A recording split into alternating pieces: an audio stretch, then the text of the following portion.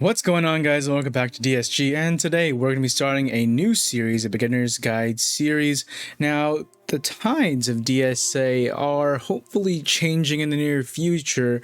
We haven't had any new content in this game from November till May, with the Forbidden Depths Trade being the most recent content. I'm sorry if you guys don't agree with me, but the new character towers, new characters in general, are not content in my opinion. They are features which allow you to use the content in the game, such as the game modes, which is the actual content in game. Now, if it was the exact opposite, or we maybe had too many game modes and not enough characters, then maybe that would be obviously a different situation, and maybe I would say, we need to release more. But Glue and DSA just seems to release so many characters, more than any other collector game out there, in my opinion at least. So anyways, because of that, and because we have gotten little hints and stuff that there could be a new raid coming out, which they have confirmed, and also a new PvP mode, which they have confirmed, that's kind of motivating me to do this, because I know there's a lot of people who are going to be either coming back, a lot of new players trying to come to the game. Either or, I want to help you guys get to the best place in this game, and that's what this series is going to be about. Now, there was one MSF content creator called Philosopher. He's very, very knowledgeable in that game and actually gives some very good perspectives that I would say most content creators and just people in general just don't think about. So with that said, this is what I'm trying to imitate here, is learning from what Philosopher is saying in his beginner's guide and kind of correlate that into DSA and help you guys get the best help you can get, and really think kind of outside the box and differently than some of the other content creators and other people who think differently in this game. First off here, we're talking about different player profiles, and the first topic here is going to be for our spenders. Are you going to spend or not to spend? And then the second half is going to be more playstyle player profiles. So first off, let's go and into our first section here, to spend or not to spend. So there's free to play, guppies and dolphins, and whales and krakens. So in DSA, I would say before they're really good at advocating for the free-to-play community, but not so much anymore, as we know for sure.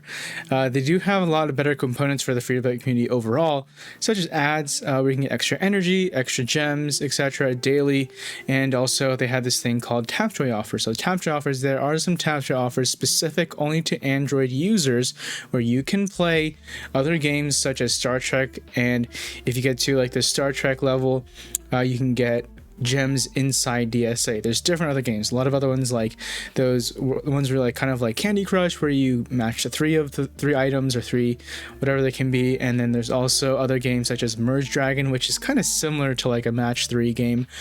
So that's one way you can get some free gems in game. Now, why do people want to be free to play? There's obviously different reasons. And obviously the most common ones are, obviously not everyone has the funds to spend in this game, and that's totally fine. And there's a lot of people who don't spend in this game, and they have fantastic rosters, fantastic teams, and honestly, in my opinion, they're probably the most knowledgeable people in this game, because they have very limited resources compared to those who spend in the game. Now, there are also those who don't spend in the game because they have some morality complex over them, and they think that they're better than everyone because they don't spend and they don't want to give to the game, which is totally fine as well. But I don't understand the whole morality complex. There are those out there who have that morality complex, and I just think it's hilarious. Now, moving on to the next group of spenders here, or the first spending group here, is going to be your guppies and dolphins. Now, guppies, it's really just for those who just want to have some basic quality of life in the game, because DSA, can be honest, without VIP, it's the quality of life just isn't there. With VIP, you take care of a lot of things in the game. Now, $9.99, I get it a month. It'd be kind of a push. I was kind of hoping, we're going some Disney Plus pricing here, where we got like $6.99 or $7.99 around there. I think because they're increasing the prices. So anyways, at $9.99, not bad. And then I can see guppies also getting the energy packs or the energy calendars for double gear drops. So you're looking at about, what is that? I think maybe close to, you're looking at about $26 a month. If you were to get 2 calendars, I believe, or maybe it's like 24, somewhere around there, $24 to $26 a month. If you're getting 2 energy calendars, VIP, and 2 big energy bundles for double gear drops, which is every second and fourth Monday. So that's kind of, I think, a good spending habit there if you wanted to. Of course, if you just wanted to do, if you're a guppy and wanted to do just VIP, totally recommend that. Of course, you can also do the free tap trade offers, and if you wanted to spend, maybe there are some certain offers where you can spend like maybe $5 and get a certain amount of gems, which is actually a lot for $5, not gonna lie. Don't want to spoil it out there, but just be very careful. Look for something in the cybersecurity section, and maybe that's a little hint for you guys of where to look for that offer. Anyways, for Dolphins, you guys are probably gonna be spending closer to that 25 and up range. You know, you're probably gonna spend maybe on some packs or just do some more tap trade offers. I will say though, in all honesty, the tap trade offers have gotten a little weak lately. The ratio from gems to what you spend, it just isn't there, and doesn't make sense in certain occasions. Even during double gem offers, those some of the offers there just aren't the greatest, and I wouldn't go for them. So tap trades are hit or miss. No, honestly, you can't go wrong with the free offers where you play another game and get some gems. That's kind of one of the best ones, but it is tedious and it takes time. Last but not least, we have whales and krakens. Krakens sometimes are considered to be bigger spenders, but these two names can really be interchangeable. But whales and krakens have large to no budget, and they just kind of spend away and spend on what they want, and they'll usually do some of the bigger tap trade offers as well, where it's like $100 for maybe $150 worth of gems, $200 worth of gems in game. So when it comes to whales and krakens, there are smarter ones than others when it comes to efficiency of spending, but I would say become a whale or kraken if you have the money. Why not, right? And for guppies and dolphins, why would someone want to become a guppy or a dolphin? Well, I think more guppies and dolphins are just more, like I said, a quality of life in the game, because there are certain things that do require more quality of life. And with a guppy or dolphin spending habit, it's a little more doable, and there is a difference between a guppy and dolphin more than a whale and kraken, in my opinion. Guppies spend a little bit less than a dolphin spends a little bit more than a guppy, but whales and krakens are out there more. Krakens tend to have, like I said, more of a notorious correlation to it, where they just really kind of spend out there, while whales, they'll whale out on maybe certain characters, or they just kind of whale out occasionally, but not completely. But there are those who are consistent whales. So like I said, these names kind of correlate with a certain player identity in terms of spending, but it doesn't really matter in the end, because no matter how much you spend, it does not mean you're going to be a good player in this game. There's people who spend a lot of money in this game and they're clueless of how the game works. So anyways, moving on to character profiles. First off, we have Collector and Efficiency Freak, and there's gonna be one more set after this. But as you can see, Collector and Efficiency Freak, they're complete polar opposites, and that's why I put them together. So a Collector gonna have the largest roster out there, try to get the newest players ASAP. Their teams may be a bit fluffy but not highly geared, probably trophy hunter. Now collectors, I kind of gone away from considering myself a collector, because I don't try and collect every single character right off the bat. I go for characters that are going to help me in a specific order, and if I get to the characters that are better, for instance when it comes to farming, then into my roster. But there's characters who I haven't unlocked because there's just no point in getting them yet, but I do want to get them later. But collectors, they do, some of them they can be a little fluffy, and if you don't know what fluffy means, it's thanks to the Eve bot. There's a fluff score there, and it tells you kind of the correlation, how strong your roster is.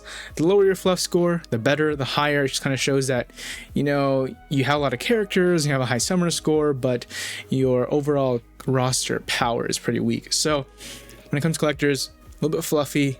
Usually there are those who who are big whales or krakens, and they have a freaking beast roster, and they look like collector as well. Now efficiency freaks, they're gonna get the essential characters only. Hoarding is life for them. I mean, hoarding, they will hoard the crap out of anything they can unless they need to spend it.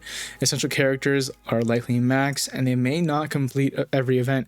So like compared to a collector, they're probably not gonna go for certain events such as any of the Toy Story events, the Incredibles event, Jafar, Scar. There's just no point in going for them, and that's usually what Efficiency Freak's going to do. What they're going to go for events though is probably going to be more of events that you kind of correlate with your roster, and you're probably going to go along the ways with your roster. For instance, like the Rune Rumble event, that's going to correlate with going for Big Hero 6, and if you go for Big Hero 6, you're probably going to be able to do that event. So like I said, it kind of goes hand in hand. They're efficiently going for two key events and useful events at the same time. Now, some certain tower events, for instance, are probably not going to really go for, though they are great for gear, for instance, they may not complete those towers because there's no point really in upgrading a character like Eric or Ariel to gear tier 7. There's really no point to upgrade, you know, a Maximus or a Flynn Rider to gear tier 7, for instance. So like I said, they're going to go for certain characters, but not going to go for every single character, and not going to go for every single event because there's no point in doing that. When it comes to hoarding, they're going to hoard at least until there's a character worth going for and worth spending on. And like I said, they're only going for essential characters only, so they're probably, like I said, gonna have a really tight roster. If they do, they may have like a couple characters that are unlocked or maybe gear tier 1, but there's a big gap. There's a lot of probably like gear tier 1 characters, then a couple maybe like lower gear tiers, and then you have like a tight knit grouping of like gear tier 7s and 8 at the top. And that's usually what you're going to see with these efficiency freaks, because they're only going to go for those essential characters to get you to the game. And I love efficiency freaks because you guys are usually the smartest players in the game as well, so I love learning from them. And they can be a little snarky sometimes, a little stuck up. They are very, very knowledgeable in the game. Now, moving on to our final pair of play styles, character profiles, or player profiles. We have casual and competitive. Casual, kind of my favorite type of way of playing this game, at least, especially now since there's nothing too crazy going on in DSA. Not trying to keep with the Joneses, playing at your own pace, you know, unlock, level, and gear up who you want without thinking of the meta. And I think that's really important at this point. In all honesty, if you have a couple good characters and you're casual, you know, and maybe Frozen's your favorite team, or maybe it's like an Oceanic team, or maybe it's a Wilds team, I don't really care. If you're having fun being casual, using your freaking team, have fun. You know, Mythicals is kind of meta team now, but before it was one of the worst factions out there, and some people still, you know, got those characters for that team. They had their hatings and stuff like that. So, you know, casual, like I said, not trying to keep up with the Joneses because it's the game you want to play. And I love casual players because they just have a totally different perspective than obviously a competitive player, which we're gonna get to in a second. And I just love seeing how they play because they usually have characters that I normally wouldn't go for, and it's kind of cool because get to see like these guys are actually using these characters that I never would have thought of using or don't want to use, and they're actually not that bad. So kind of cool seeing casual players, you know, master their craft of going for characters who are not meta, for instance, or just who their favorite is, and then actually be able to use them and use them effectively. I think it's really cool. Now, lastly, competitive players, mid to larger rosters, usually highly geared characters, strong teams, and they can be a collector as well, or at least their roster is going to probably look like a collector as well, because they're going to have probably a pretty large roster, very highly geared, at least at the top heavy, and they might have some filler characters there. They're probably going to have like all the legendary characters at this point, probably gonna have Ursula as well, whether it's 5 stars, 6 stars, 7 stars. They're probably gonna be on a club that does heroic raids and gets that Ursula. You know, the competitive scene in DSA is kind of calmed down a little bit in my opinion. PvP is there, but not everyone's really into it anymore. Club Conquest has definitely calmed down as well, but you know, being a competitive player in this game, it's kind of an opportune time in DSA to really just level up and gear up your characters, at least at this time. I'm talking about it's May 2021, really dead right now in DSA. Why would you want to be a competitive player? Well, you know, there's a lot of benefits being a competitive player. If you're a competitive player, you're probably going to be obviously in a competitive club, which means you guys probably max out your dailies, getting everything in between there, and just being able to really expand and learn from each other in the game, and your rosters as well, getting really strong. And it's great to be in a competitive club that really talks and stuff like that. Now, there is a big difference in my opinion between competitive players and casual players, because just the type of way of thinking and talking that happens about teams, characters, kits, efficiencies, etc., completely different. And you know, I think at one point everyone should try maybe to at least be in a competitive club and also be in a casual club, because you will see the differences between the two clubs. Because competitive clubs, they're going to be or at least competitive players probably gonna, like I said earlier with Ursula, probably gonna have like their 7-star Ursulas or 6-star Ursulas or 5-star Ursulas. On a casual club, they're probably starting to just get to heroics, or maybe finishing off their first tier 5 rig to get to heroics, for instance. So the mindset, like I said, is just completely different, and the playstyles are different. So kind of talked about clubs there a little bit too, but also just like how the different profiles are going to interact with each other. So collector, efficiency freak, and casual, competitive. You can always hybrid these. You know, there's a lot of competitive, efficient players who, like I said, maybe not as big a roster, but they're highly efficient and they have the good characters. May not be the nicest for club conquest because they don't have the biggest, strongest rosters, but they're going to be very useful overall. So casual and competitive, I think that's the one that can't really hybrid, obviously, because they're just complete polar opposites. Collector and efficiency freak, polar opposites. I don't really seeing those two being a hybrid, but I can see, you know, a competitive collector. I can see a competitive efficiency freak. I can see a casual efficiency freak as well, where they just go for their characters that they want to go for, but they're very efficient getting there and they're very efficient gearing them up, etc. So there's different ways you can think about this. There's probably different types of playstyles I missed, and if there was, please let us know in the comments down below what other playstyles that you have interacted with or think you are. Anyways, I hope this kind of helps you guys kind of picture where you can be in the game. Now, I don't want you guys to think that, oh, if I'm a casual player, I can only be a casual player. You can float wherever you guys want. You can go from a guppy to free-to-play, from free-to-play to Kraken, from casual to competitive, from efficiency freak to collector. It doesn't matter. It's this, again, in the end, this is your game. And, you know, we're going to have more videos similar to this, but obviously going to complete different topics.